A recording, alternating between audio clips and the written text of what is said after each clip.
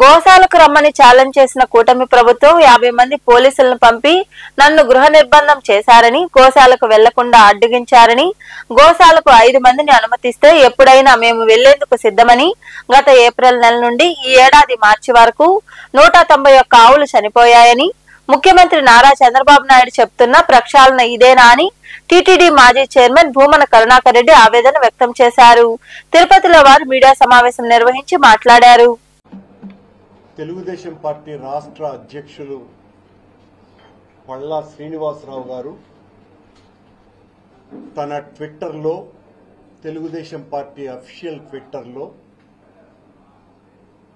జగన్మోహన్ రెడ్డి, భూమన కరుణాకర్ రెడ్డి మీ count down ప్రారంభం, రేపు ఉదయం 10 గంటలకు తిరుమల గోశాలకు రండి, తేల్చుకుందామని ఆయన చెప్పటం జరిగింది. దానికి సమాధానంగా నేను పళ్ళా శ్రీనివాసరావు గారు, మీరు పంపినటువంటి సందేశం నాకు అందింది, నేను ఖచ్చితంగా వస్తున్నా, మీ ఛాలెంజ్ని స్వీకరిస్తున్నా.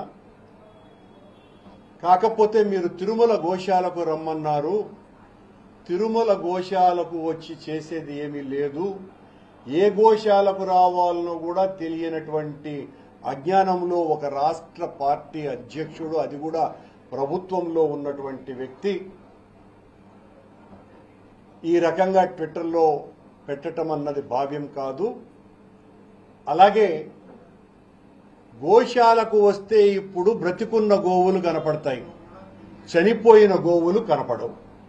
చనిపోయిన గోవులు సంఖ్య తెలియాలి అంటే పాతిపెట్టబడ్డటువంటి ఆ స్థలాలలో తొవ్వి తీయాలా, కనుక నేను వస్తున్నా అని నేను చెప్పా. ఈ రోజున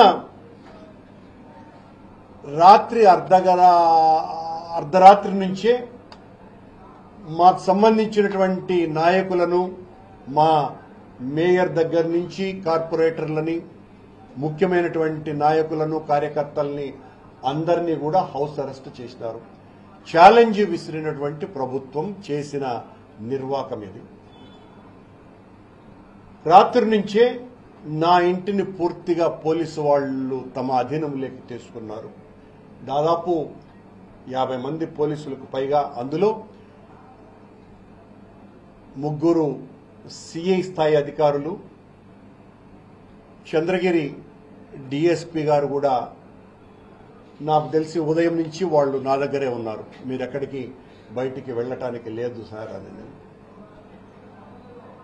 నేను ఆ ఛాలెంజ్ని స్వీకరించి నిజ నిరూపణకు నేను బయలుదేరితే నన్ను బయటికి పంపించలేదు. సరిగ్గా వాళ్ళు అవతల పార్టీకి సంబంధించినటువంటి వాళ్ళు, ప్రభుత్వ ప్రతినిధులు ఎవరో వచ్చినారు అని తెలిసి నేను ఇంటి నుంచి బయలుదేరా.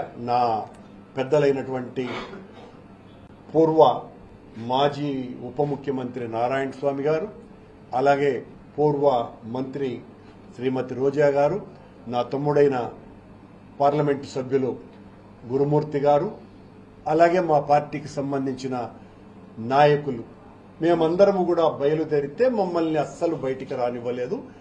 బయటికి రానివ్వకపోగా మమ్మల్ని అందరినీ కూడా పోలీసు వాళ్ళు పెద్ద ఎత్తున తోసివేయటం జరిగింది. దీని మీద మేము నిరసనగా రోడ్డులో బైఠాయించటం జరిగింది.